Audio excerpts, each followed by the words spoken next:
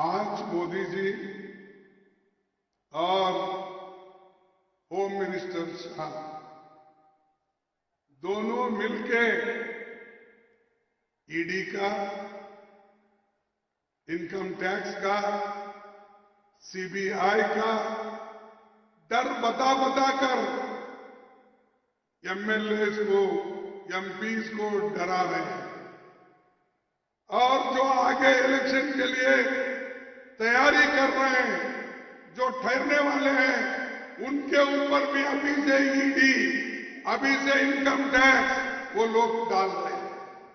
तो इसीलिए होशियार रहना। मैं रेवंत रेड्डी को भी बोलता हूं, जरा देख के होशियार हो, ये बड़े खतरनाक लोग हैं।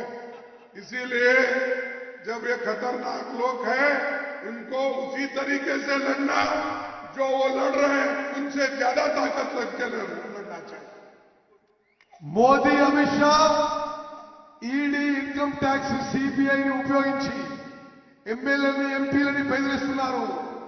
పోటీ చేసే వాళ్ళని కూడా బెదిరిస్తున్నారు. నేను రేవంత్ రెడ్డి గారిని కూడా ముందస్తుగా చెప్తున్నా, మీరు కూడా జాగ్రత్తగా ఉండండి.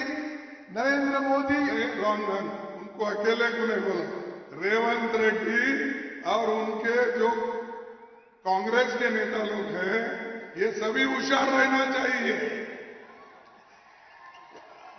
నరేంద్ర మోదీ, అమిత్ షా, రేవంత్ రెడ్డిని అందరినీ కూడా మరి అలర్ట్ గా ఉండాలి.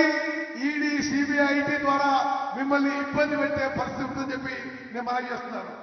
जब जब तुम्हारी ताकत बढ़ती है, तब तब वो तुमको कमजोर करने के लिए खेल खेलते हैं।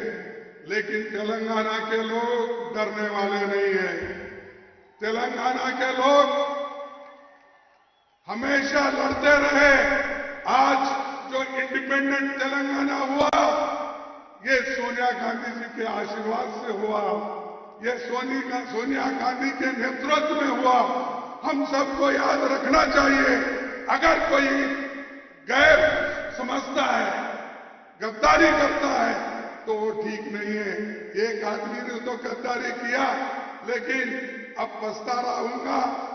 कई लोग, कोई बोलते हैं सोया है, कोई बोलते हैं उठा है, कोई बोलते हैं बात कर रहा है, बोलते हैं, मुझे मालूम नहीं। लेकिन जो कांग्रेस के साथ गद्दारी करता है, वो एक न एक दिन जरूर हारता है। బీజేపీ భయపెట్టించే ప్రయత్నం చేస్తుంది, కానీ తెలంగాణలో భయపడే వాళ్ళు ఎవరు లేరు. తెలంగాణలో సోనియా గాంధీ ఇచ్చిన తెలంగాణలో ఎవరు బీజేపీకి, నరేంద్ర మోదీకి, అమిత్ షాకి భయపడరు. కాంగ్రెస్ పార్టీని మోసం చేసిన వాళ్ళు, ద్రోహం చేసిన వాళ్ళు సమాజం ఎప్పుడు కూడా క్షమించదు. వాళ్ళు ఓడిపోతారని చెప్పి నేను మనం చేస్తున్నాను.